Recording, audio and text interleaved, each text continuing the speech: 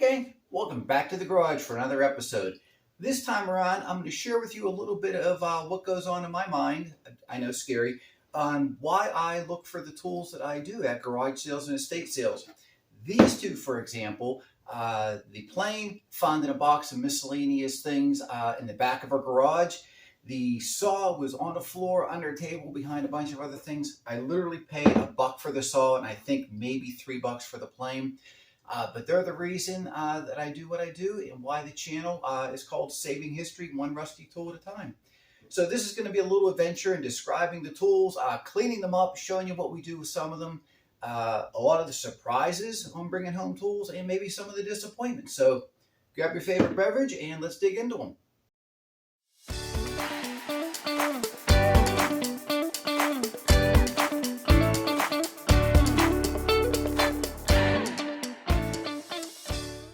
Alrighty, so both of these tools, the dollar hand saw and the nondescript plane, they are really interesting to talk about and go over each on their own. We'll go over the plane first and we'll come back to the saw. The plane, now I'm not a woodworker or a plane expert by any means, but you pick up and you learn some things along the way. So if you're going to go out and you're going to buy an antique or a vintage hand plane, a little education goes a long way, but sometimes you just take a chance. Like with this plane, the last day of the estate sale, and you're not expecting much. Everything is like half off. Most of the stuff is already picked through. But in the back of the garage, on a pretty much empty workbench in a box of miscellaneous items, was this hand plane. So looking in the box, I pulled this plane out, and I'm really not looking for anything, modern, looking for the old stuff that people have, forgotten, or that, rusty might need a little bit of attention. So like this plane, could not understand why on the last day of the estate sale it was still there. But, for $7 and it's half off day, $3.50, I'll take it home and we'll play tool detective on it and clean it up a little bit, see what I could find out. So you can buy a plane if it's really trashed. You can buy it for parts if you have other planes that you want to use the parts for. But one of the things you want to look for is make sure that there are no cracks, no major defects in the body of the plane. So especially around the mouth. You can see we don't have any cracks around the mouth. It's nice that it's corrugated too. The shoulders, they look good as well. Look at the front. The knob looks to be in really good shape. I can't see any cracks. The tote, rear handle, it's in great shape as well. It's solid, it's not moving. The only markings on the bed of the plane, if you could see in the dirt here, the only markings are made in the USA. The knob, one of the things you look for, make sure nobody used any vice grips on the knob.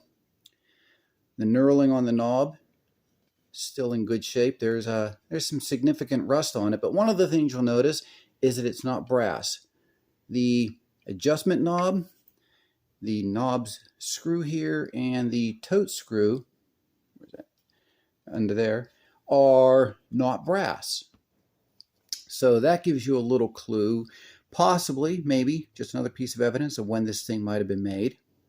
So now I'm trying to find out who actually made this thing and when. Typically, you would see up front here on the toe, maybe a number, maybe Bailey, maybe Stanley written in here somewhere, but there is none of that. On the rear, you would typically see behind the frog, maybe some patent dates in here. No patent dates, just made in the USA. So we got a little bit of a mystery here. Not appearing to be Stanley. The lever cap would typically have Stanley written on it. Nothing on there. So, playing detective, what else could we look at? Let's check out what the iron has to say. So this is where the fun part of bringing tools home is, trying to find out, exactly what the heck did I buy. So the plane, the blade and chip breaker were coated in rust. I did take a wire wheel, and here's the first surprise, cleaned off the top of it. All right, so if you could see that, right in here, it says Stanley. We got Pat applied a 19 and a 92.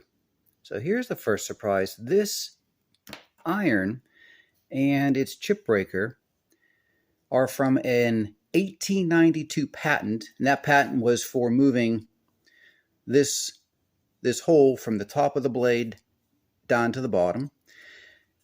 And what that stamp on the iron is, that's a Stanley Q trademark, and it was used from 1891 to about 1904. So first surprise is we have an iron, a Stanley iron and chip breaker from about 1900. How cool is that? Just sitting on this plane in the back of a garage in a box. So we have a well over 120-year-old Stanley iron and chip breaker that's in fantastic shape.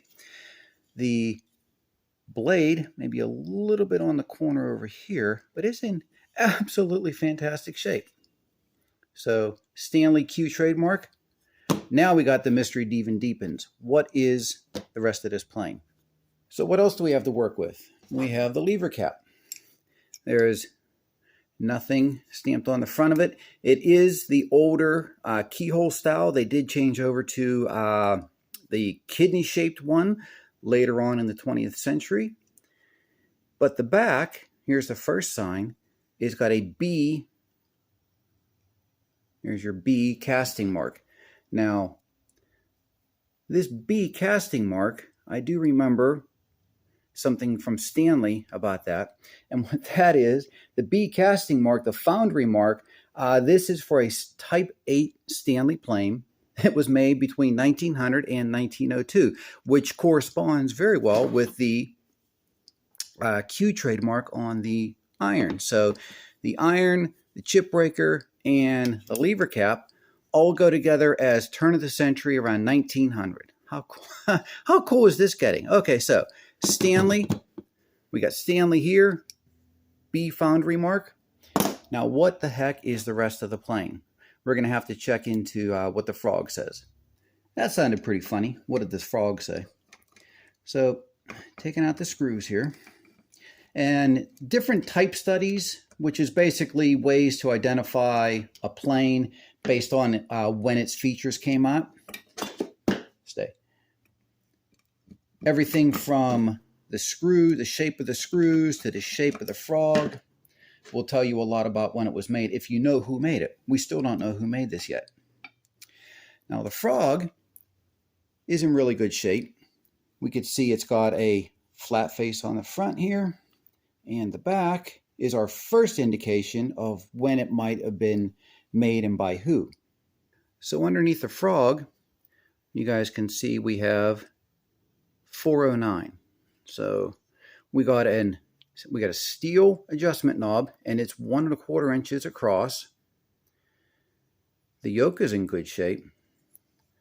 Flat face on the front. Now the lever, the lateral adjustment here, that came out, for Stanley, late 1800s, 1880s, maybe, I think. Somebody correct me. So we know it's not extremely old because the lateral adjustments were already in place. Now I got to search the interwebs and find out if there's anything about a model 409 on a frog. So in searching, what I found out was Sargent made a number 409 plane. So now I got to find a type study to see if this is truly a Sargent plane. And I'll put a link down in the description. The one that I used, really good site, Time Tested Tools, has not only Sargent type studies, but Stanley as well. Now looking at the bed here, the body of the plane, the only marking, remember, that we have is that made in the USA right here. So the early Type 1 and Type 2s of the 409, they had the model number cast into the bed. or on the bottom stamped. A lot of times that was stamped there. So it's not a type 1 or a 2. The type 3, the receiver holes for the frog, these holes here, prior to that, the type 1 and 2s, they had a circular, like a little donut-shaped hole for it. So this frog seat here matches when they started the type 3s. And these type 3s were made between 1902 and about 1909. Okay, just going by the type study. All right, so we move up to a type 4, and the type 4s are where the frog face was smooth. So prior to that, the frog face was different. Now it's smooth, and that occurred somewhere in the type 4s, which is like the second decade of the 1900s, so 1910 to like 1918. So we're starting to push the date forward in time as to when this was made. If it is a Sargent, everything's matching so far. Looking in the type study, the next thing you see is high knobs. So a lot of the older planes, the antique ones, the knob is really low. This one's got the high knob. That came out for Sargent on the 409s in its type 5. And that was between 1919 and 1942 for the type 5s. There was also a lot of slight changes in styles of the totes. Which brings us to the type 6, 1943 to 1950. And that is when you got the 1 1/4 inch steel adjustment knob on the back. So far, everything is pointing to this being a Sargent 409C for corrugated, type 6, made basically in the 1940s, 1943 to about 1950, with a Stanley Q trademark around 1900, iron, chip breaker, and B casting mark from about 1900 or so as well from Stanley. Really cool. So out of a box, in the back of a garage, last day of the estate sale. Why nobody wanted this thing, I don't know. For $3, I'd take a chance on it, and ended up with an antique Stanley plane pieces and a Sargent 409C plane from the 1940s. Absolutely cool. Now I'm going to get this cleaned out of here, and let's talk about that saw a little bit.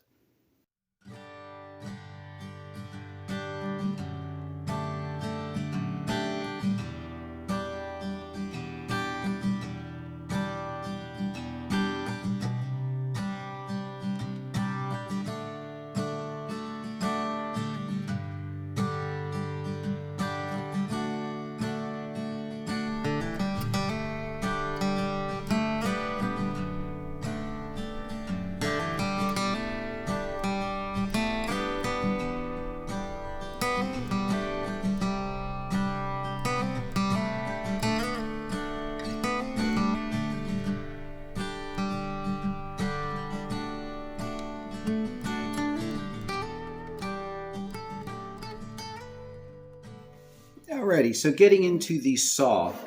This is one of those saving history moments that's exciting, but it also makes you sick to your stomach as well. This saw, you can see, it's been spray painted green. It has somebody's initials carved into the handle, and not just scratched in, carved in really deep. Check this out.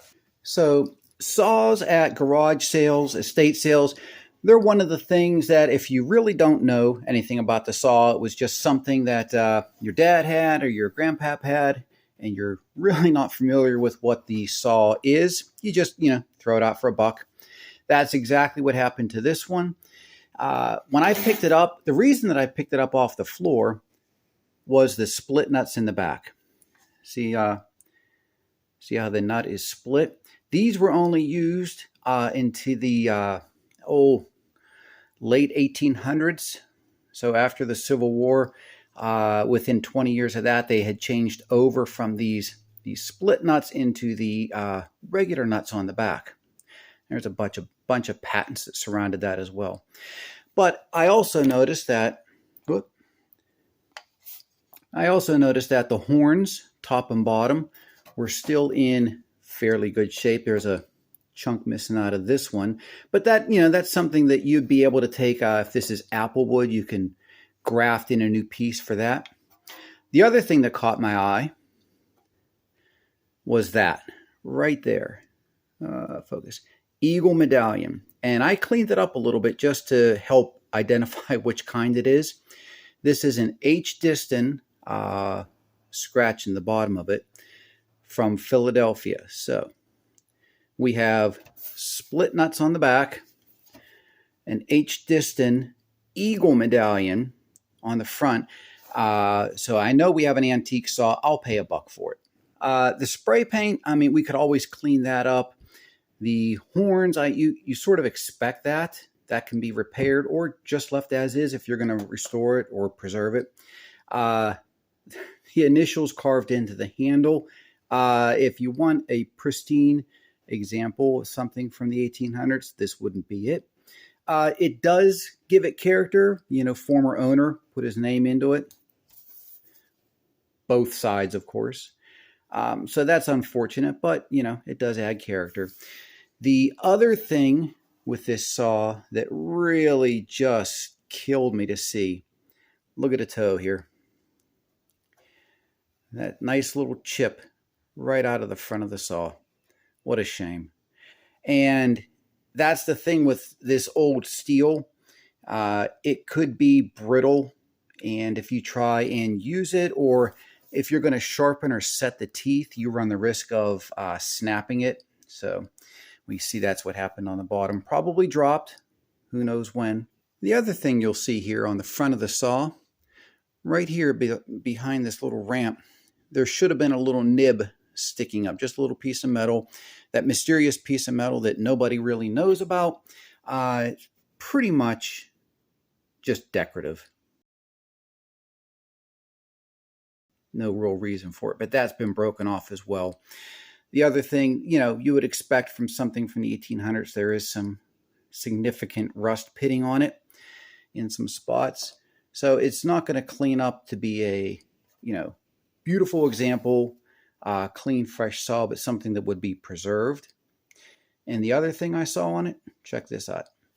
What really caught my eye in looking the saw over and made me really, really happy to find the name Henry Disston right here. They call this the inchworm stamp because it looks like a little inchworm there. If you've ever looked at the history of Disston saws, he started out on his own, and then his son came in. So you got Henry Disston and son on the medallions, and then later on his other son joined. So you got Henry Disston and sons. So this one is just Henry Disston.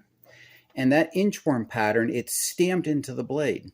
But this saw with the inchworm stamp on it from Henry Disston, the shape of the handle, the split nuts on the back, and the dead giveaway is that eagle medallion, dates this saw to, get ready, 1850.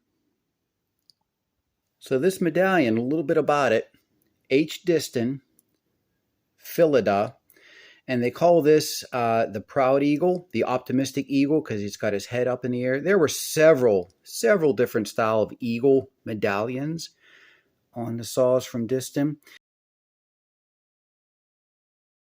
This particular one, if you're curious, there's a website, and I'll put a link down in the description, called the Disston Institute, and it is just a plethora of knowledge on Disston saws in a timeline.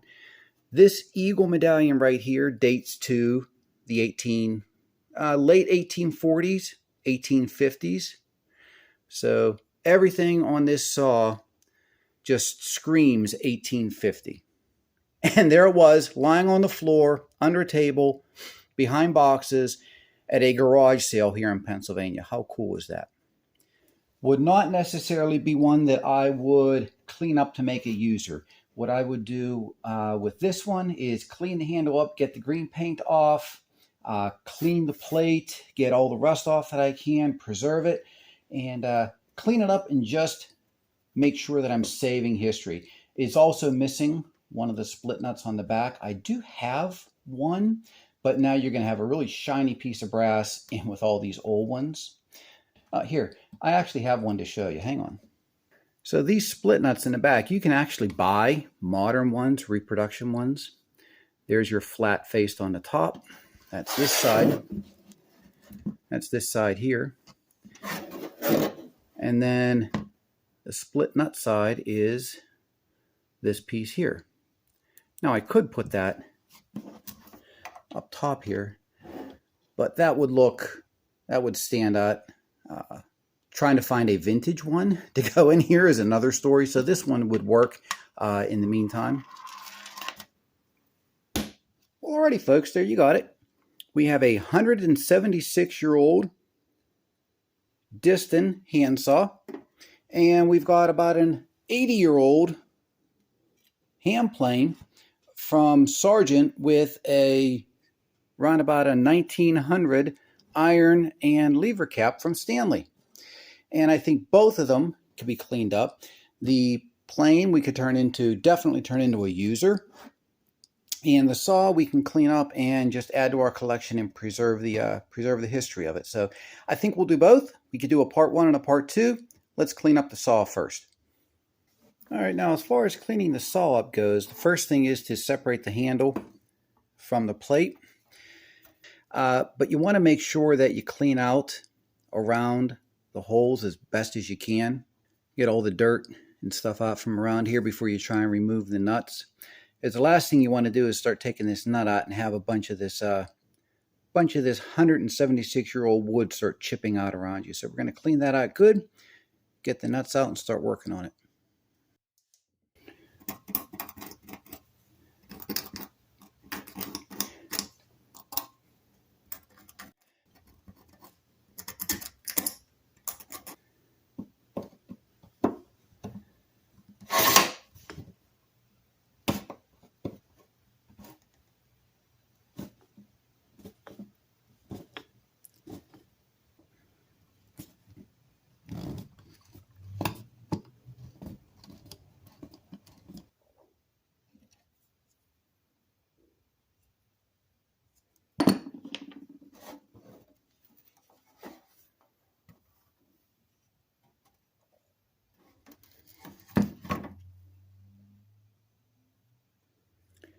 Now the cool thing about these, if you clean them up, you'll probably be able to see a little bit of it. These medallions were cast in sand early on. So they would line up all the medallions and then pour the brass into the mold. Now one of the things you can do to help protect that wood as you're taking out the saw nuts is use a support to protect the wood around it. I'm just using this Gunsmith's bench block.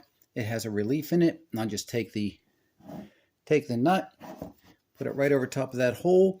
That way the wood is supported as I'm tapping that nut out.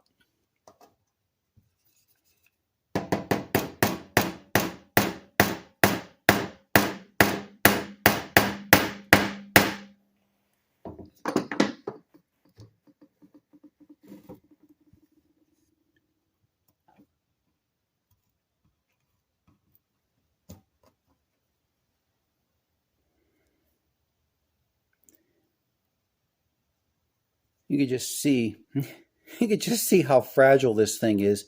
And even if it's slightly bent, I am not going to try and straighten this thing out. Who knows how delicate this is. So preserving and not restoring. All right, now hopefully it's not stuck. All right, good. A little bit of movement. Coaxing it out. All right, it's moving little bit by little bit. There's a good chance this thing hasn't moved in over 170 years.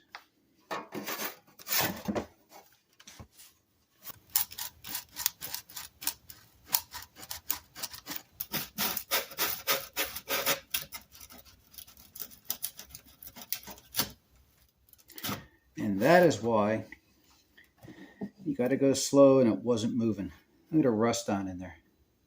There is a really nice patina on the plate, but there's also a lot of significant rust. So you're sort of caught. This isn't something that's very valuable as far as a collector's going to go, but it's valuable enough that it's a piece of history you want to keep. So you're not going to mess it up any more than it is. So before you get your restoration pants all in a twist, you know, this thing's already seen a lot of terrible things happen to it. So we're just going to help it to look a little better.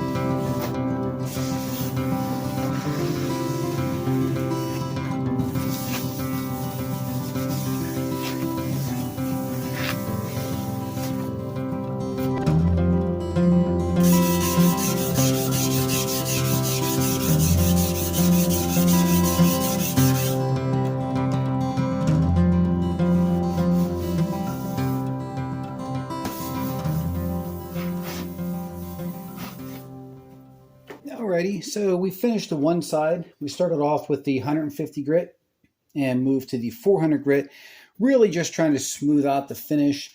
Number one, get rid of the heavy rust that was on it. And number two, preserve it, stabilize it, and smooth out the finish so it looks presentable. The one thing you notice as you get more into cleaning it up, the teeth on this guy, you see the teeth here. I don't think there's a single one of them that's the same height. So this saw, if it was going to be used, if you wanted to turn this plate into a user, you're looking at joining the teeth and then sharpening them, probably setting them. And with the condition and age of the blade, that is not something that I would be willing to do, nor is it necessary. There is plenty of saws out there that you could make users. This one, probably not a candidate. And it's also, I don't know if you can see, it also has a little bit of a, right there, a little bit of a bend on the tip. So this saw has got a lot of issues with it. But being as it is 176 years old, we just want to clean it up, preserve it, stabilize it, and enjoy it. And then the other side. This is what we started with. Quick update on that other side. Being careful, sanding, that we don't lose that stamped Henry Disston logo there. This is just after the 150 grit, and it's coming out just as nice as the other side. You could see the heavy pitting that was under the handle, all the rust came from, and then the heavy pitting. That's a shame. That spot's right there, really bad, heavy pitting. But it's cleaning up nice, not bad for. It still just boggles my mind going through cleaning this thing, that it's 176 years old. To think that this saw was made 15 years before the American Civil War. That is just absolutely crazy to think about. Now, as far as the plate goes, about the only thing left I have to do with it is just put a coat of paste wax on it. And while I still have some Johnson's paste wax left, we'll use that. This will not only protect it, but also give it a little bit of shine.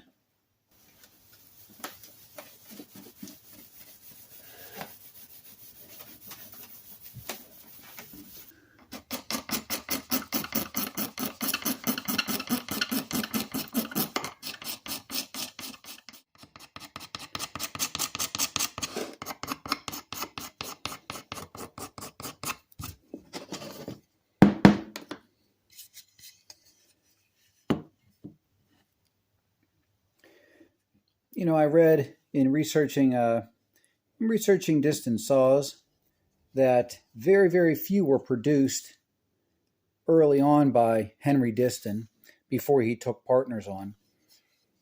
So you figure anything from the 1840s when he started out into the 1850s, when he had a partner, anything like that is not super rare, but definitely maybe 1 in 10, maybe 1 in, I don't know, maybe 1 in 100 of all the Disston saws that you'll find out there are actually this old, pre-Civil War. So want to do our best to preserve it because there are very few of them out there like this.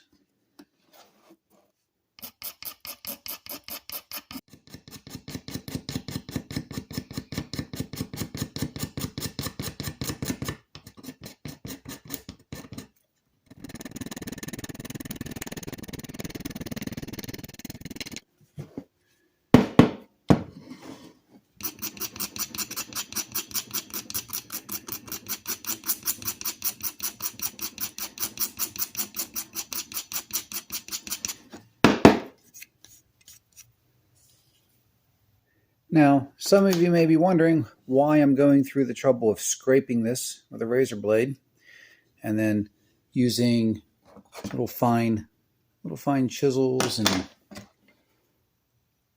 little fine points to clean out inside the lettering.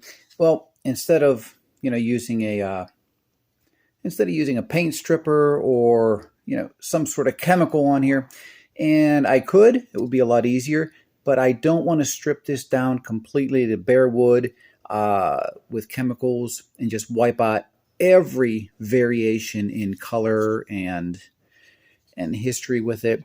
At least with the scraping, you could see we have at least a little bit of the variation, a little bit of the darkness left. So we're going to try and keep that vintage look. We'll put a stain on it. We'll wax it, but we want it to look old. We don't want to sand it smooth and lose all that character. And the chemical treatment would lose a lot of that. I mean, the finish is already gone with the paint on it and everything else that happened to it, the stamping of the letters.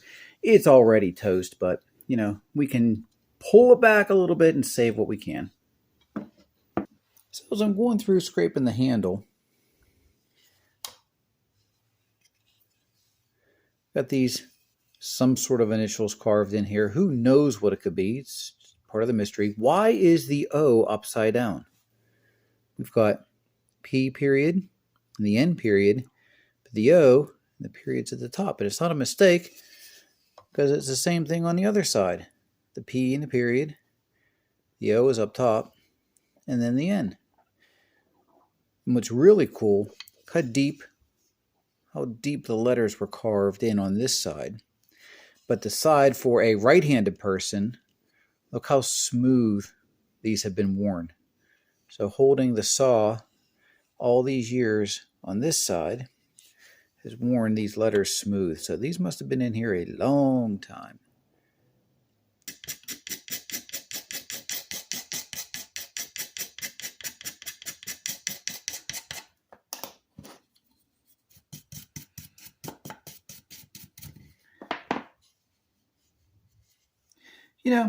Thinking about taking this paint off like this, I got to wondering, did you ever see the archaeologists and they have their little brushes and their little tools and they're scraping clean, the artifacts that they find, trying to preserve them? It feels a lot like this right now. It's kind of funny because I get it now. Trying to save all the character and bumps and bruises and dings and dents in the wood because I want it to look like it's from the middle 1800s. Not sand it clean and make it look brand new. So, respect for the archaeologists now.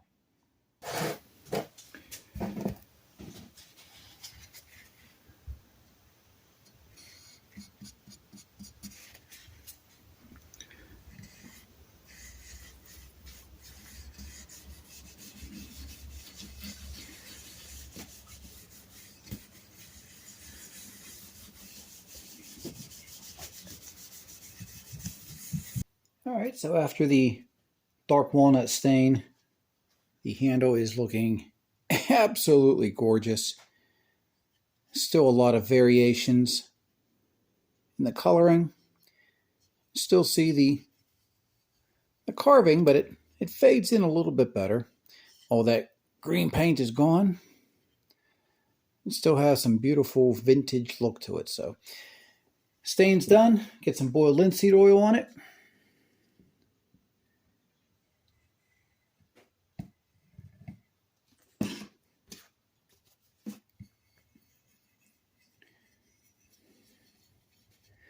And then we'll finish up with a coat of wax.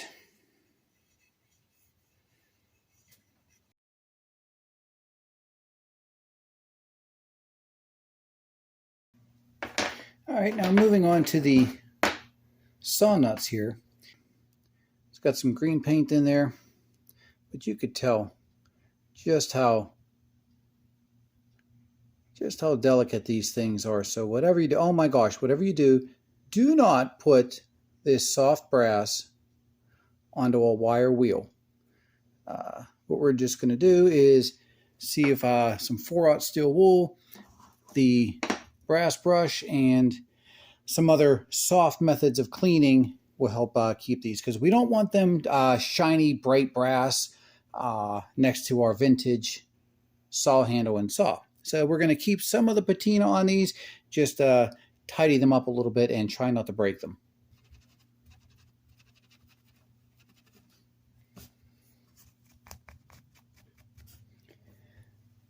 There we go. That's about the look that we're going for. Not a high polished brass look, but just cleaned up enough where that's going to look perfectly appropriate on the saw. Let's see if I can get you in close here. You could actually see, the casting, the sand casting for the saw nuts.